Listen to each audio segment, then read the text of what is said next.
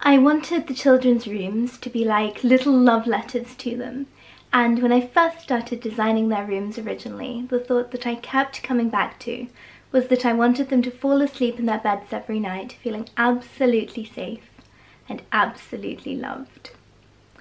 I first stumbled upon this House of Hackney wallpaper about a year ago. It's based on Alice in Wonderland, and I loved the intricacy of the design and how many of the characters are represented within it. We couldn't afford to decorate the whole room in House of Hackney wallpaper, so I decided to do just the one wall and paint the rest of the room. We chose Wimbourne White by Farrow Ball for the other 3 walls and for the floor. This room was white when we bought it, and I love how light and airy it looks, so I really wanted to keep that aesthetic. The cupboards there used to be plain white lockers, and they fit the space perfectly, but they were deathly dull to look at and scratched to boot. So I sketched a design in paint and set about recreating it on the cupboards using paint by Little Greene.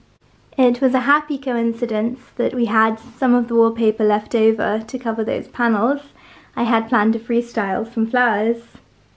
Completing these cupboards gave me some confidence, and so I decided to paint this little chest of drawers that was just sat downstairs and that fit perfectly into this rather awkward space.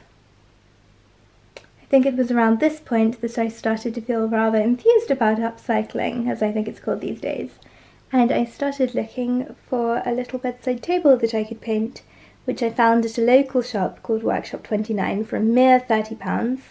Alongside that, darling little toddler chair. We used leftover paint, wallpaper and a spare handle to coordinate them with the room.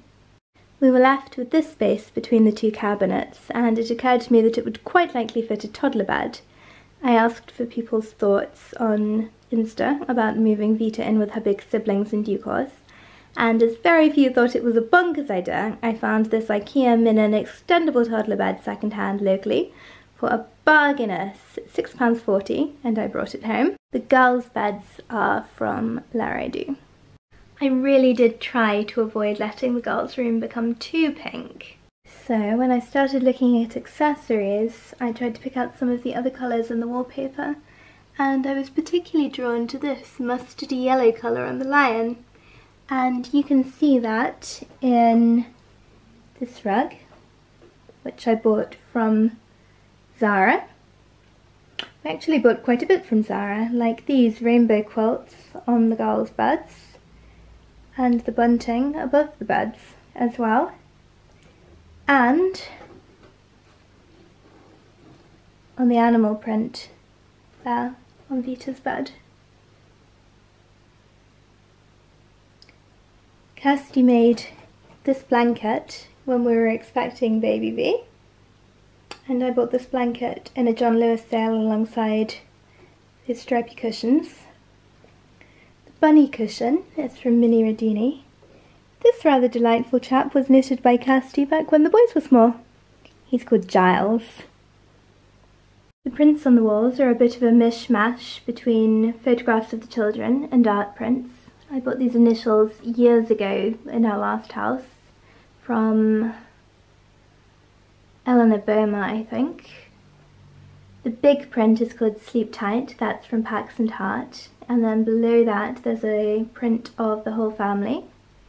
The rainbows are called Spectrum, and they were a collaboration between Velveteen Babies and Wonder and Ra.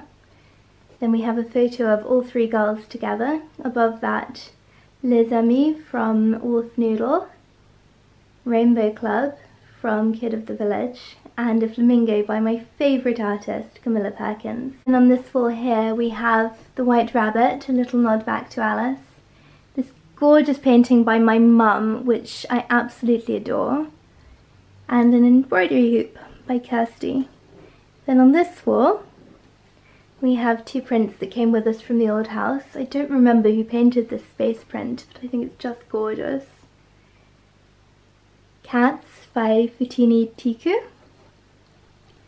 Then over here we have some little bunny friends by Sass and Yosh. I think these rainbows were by Eleanor Boma. I brought those over from the old house. This is by Wolf Noodle, and then we have a couple of pictures of the girls. That was Polly and Emmy on their 2nd birthday. And there is Vita, stuffing her face with cake. Then we painted the door pink to match the cabinets. And this incredible lion costume was knitted by Kirsty, again when the boys were small. So that is the room tour for my 4-year-old daughters and their toddler sister.